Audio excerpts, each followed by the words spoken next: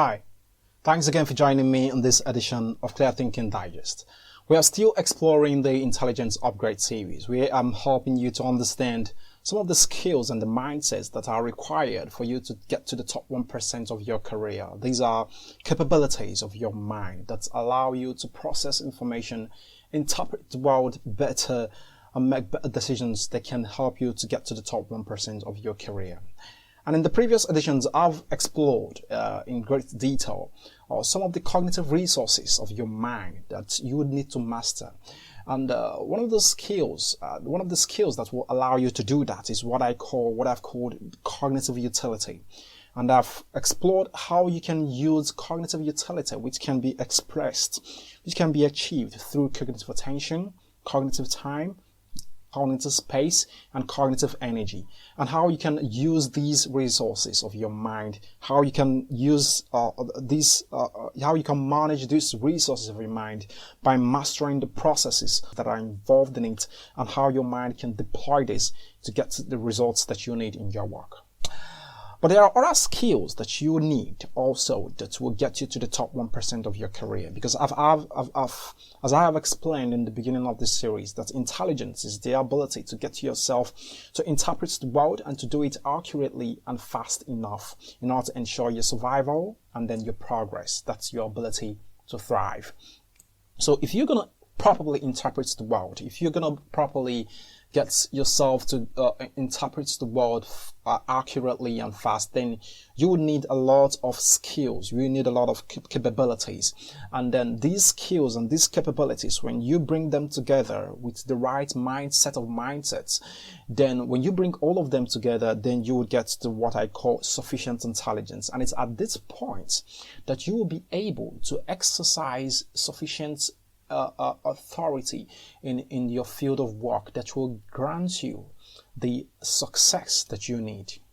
So I'm going to be exploring one of the skills that you also be needing in addition to the others that I've explored in the other editions. If you have not watched them, please check out for the link anywhere here. If you're seeing this on YouTube, then I'm going to put the link up there. If it's on Facebook, then you can check out in the comment section where I'll put in the links of the previous skills of the mind that you need to harness that I've explored. So in addition to the skills that I've explored in the previous videos, there are other skills that you need. And today I'm going to be talking about one of them, which is the skill of control. You know, control is the ability for you to determine the rules of a game. To determine the rules of a game in which your work is located.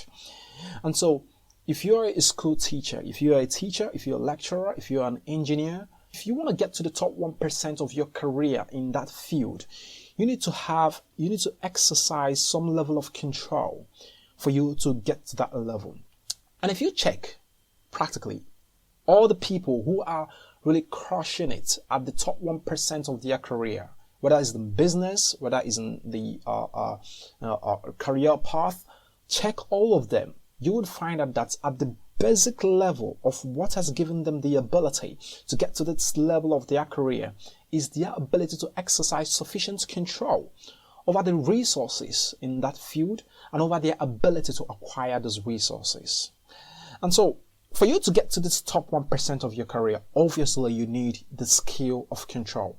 You need to possess the ability to exercise control. And so how do you do this, and why is it important that you do this? It is important that you do this because control in and of itself grants you the ability to do two things. It allows you to create value, and it also allows you to establish relevance in whatever field that you find yourself. And so I'm going to be exploring in this video how you will be able to achieve that. As a feature of intelligence, and as it concerns what we're discussing in this edition of Clear Thinking Digest, control is an important skill that you need to acquire.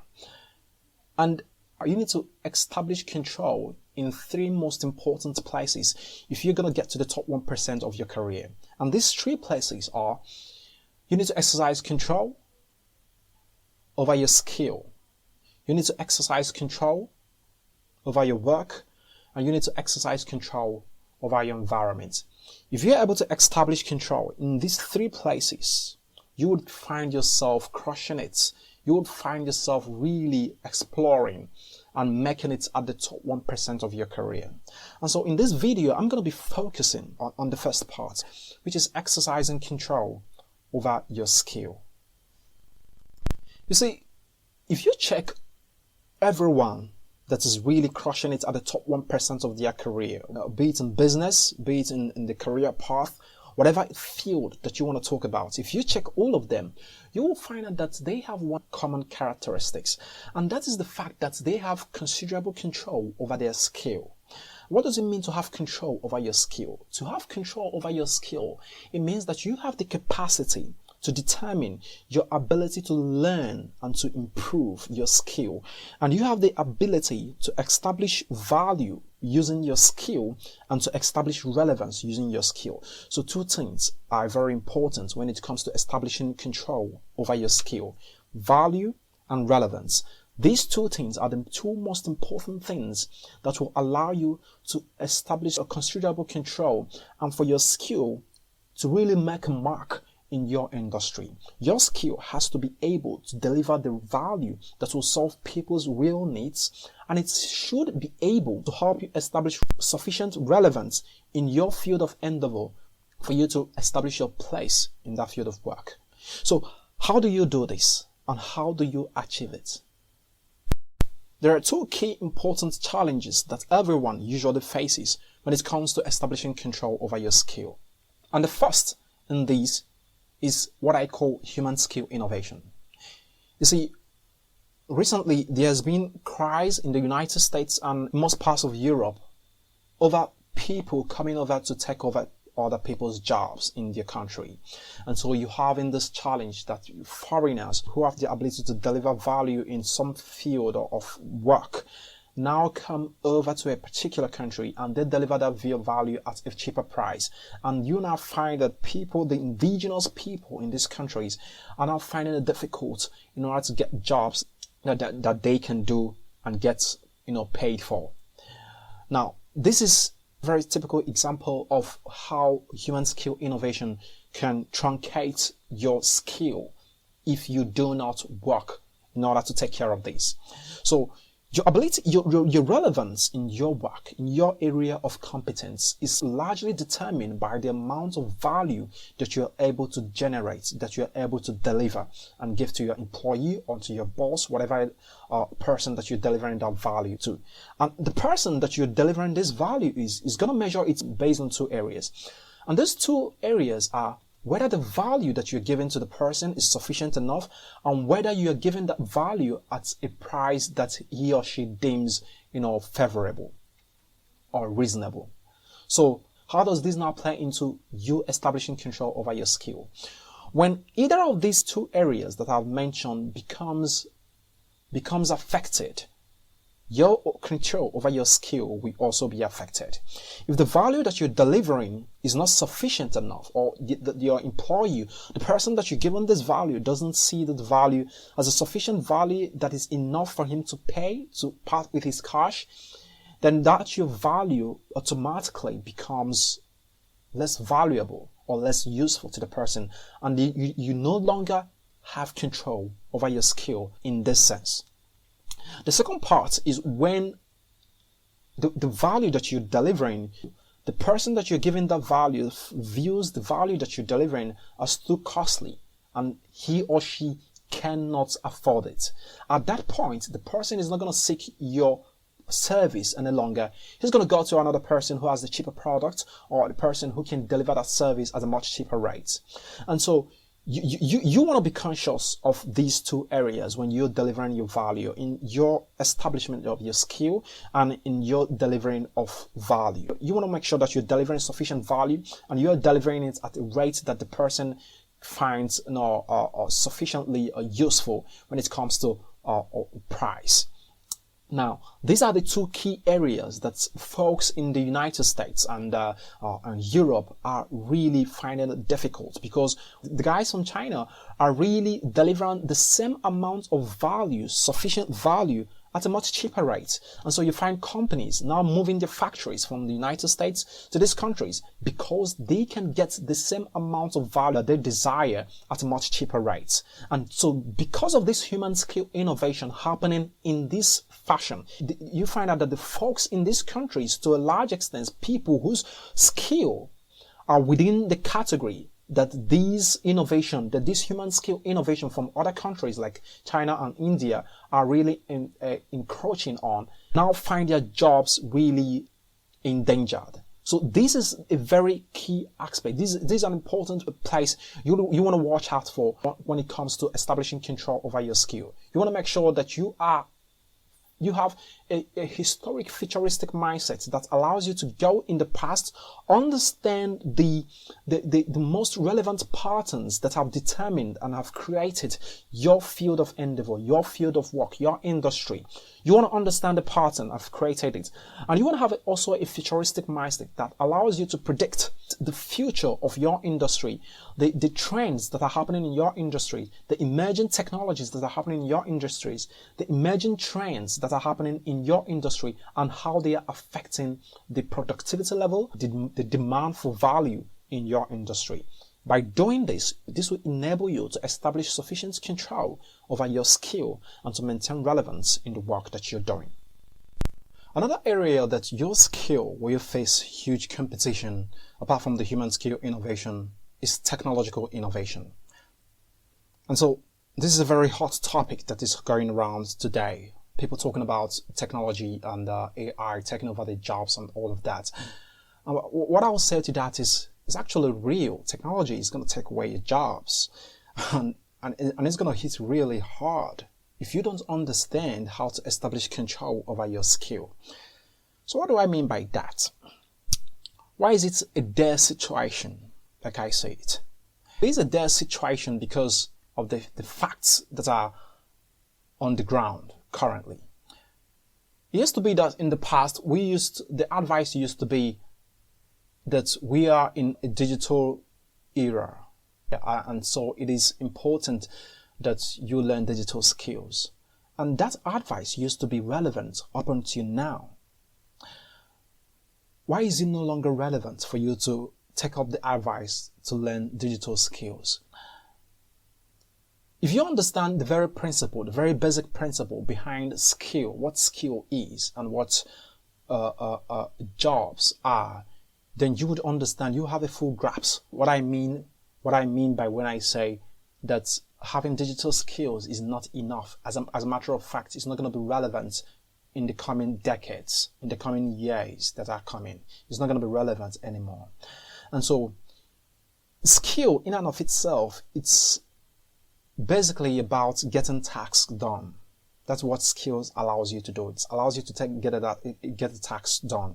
And for you to get a task done through a skill, you would need pattern recognition. It's all about pattern recognition. If you want to solve a problem, it's all about pattern recognition. The skill that is required to solve, let's say, a task like programming a website, like designing a website, is all about the pattern recognition of the rules of work that is involved in solving that problem.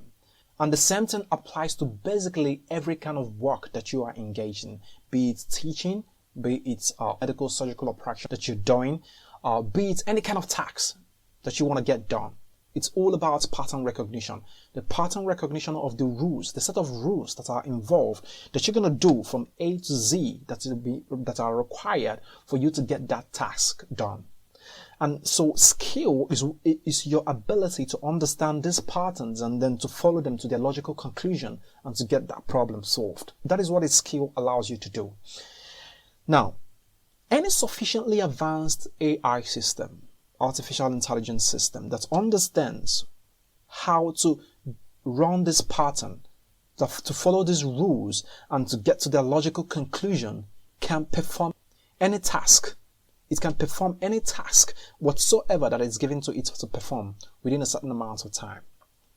And so what it only needs, sufficient processing capability and enough processing power to do this. Now, let's talk about why it is relevant for you to focus mainly on getting digital skills.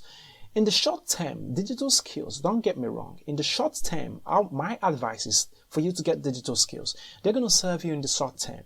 But in the long term, digital skills are not only the things that you need. You will need something higher. For you to get a full grasp of the importance of exercising control, having control over your skill when it comes to the competition that your skill is facing in the short and in the long term from technological innovation, you need to understand three important concepts. These concepts are digitalization, and automation. And the first concept is digitization. If you write on a sheet of paper, that content that you've written on that sheet of paper is a physical hardware content. When you take the content in that sheet of paper that you've written down and then you type it into a Microsoft Word processor or a Google Doc, you type it into that Google document using a computer, a laptop, or a phone, you have simply converted that item from a physical hardware to a digital content. And so at that point, what you have successfully done is called digitization with an S. Digitization. You have digitized the content, converting it from a physical hardware product or content to a content that is digital, which is based on binary laws of zeros and one that govern the digital space. This is what digitization is all about. Now, whenever you convert any item from the physical hardware to a digital item, the activities surrounding that item that you converted, what you use that item to do, and the skills that are required to use that item to perform a task, to solve a problem, to get a job done, all of those skills, all of those activity, they change, they become transformed because of this transformation that has happened from its conversion from a physical item to a digital item. So take, for example, the document that you typed and you converted into a digital product or content. Once you're able to do that, then you can now share that document into multiple places. You can copy it and paste it into multiple places. You no longer need to read it on a physical hardware. You now need to read it on a screen. You can convert it from text to speech. There are a whole lot of activities that are surrounding that item that has now been transformed. The way people interact with it, the way people share it, the way people utilize it, the way people consume it, all of these activities become transformed because of this conversion that has happened. This process of conversion that has happened, this process of activities surrounding this item that has become transformed is called digitalization with an L. It is called digitalization.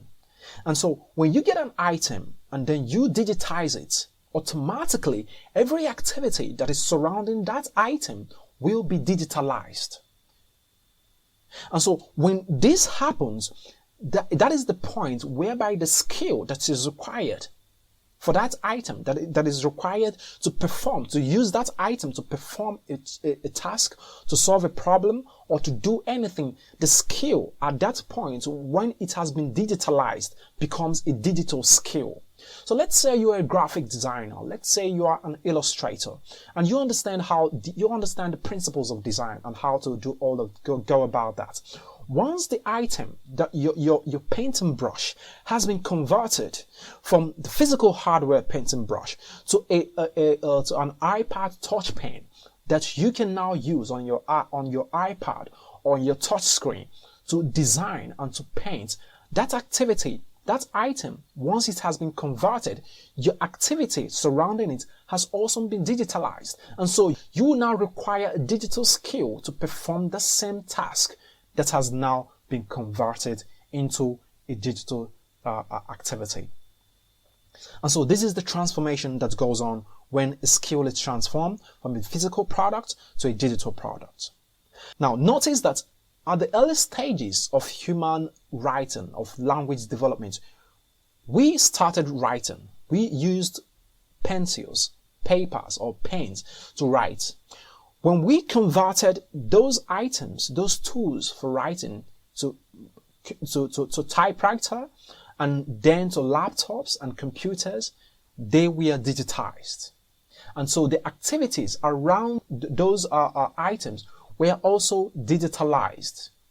Now, today, you no longer need to type into your computer. You just need to talk to your Google Doc or to your Microsoft Word.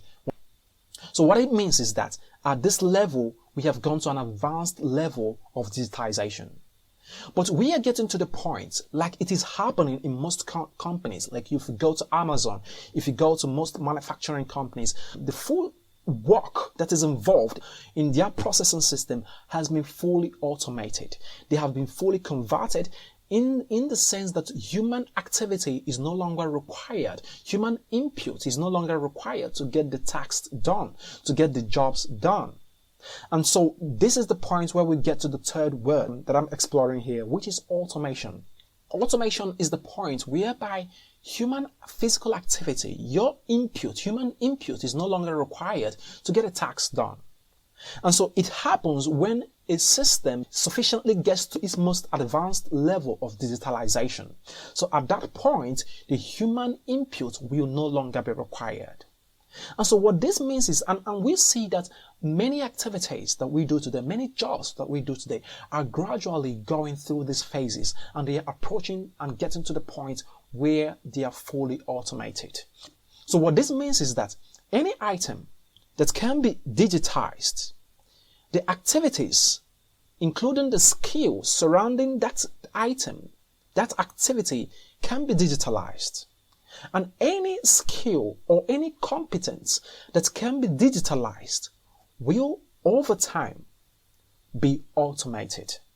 So what it means is that whatever skill that you think, whatever digital skill that you think you have, is only a matter of time before it will be fully automated. Be it programming, be it the ability to operate on patients and conduct medical surgery, be it the skill of being a musician or anything at all. Once that skill requires pattern recognition, which is the basic thing that underscores, that underlines every human activity, every human work. It's about pattern recognition. Any problem that is involved, that involves pattern recognition, can be simulated and can be replicated by an artificial intelligence system. And so any skill or any kind of work that you are engaged in that involves pattern recognition, that involves the simulation, that can be learned and replicated, will be fully automated given time and sufficient processing power of any artificial intelligence system. So don't fool yourself, brothers and sisters. Don't fool yourself to think that because you have digital skill that you have covered. You aren't covered.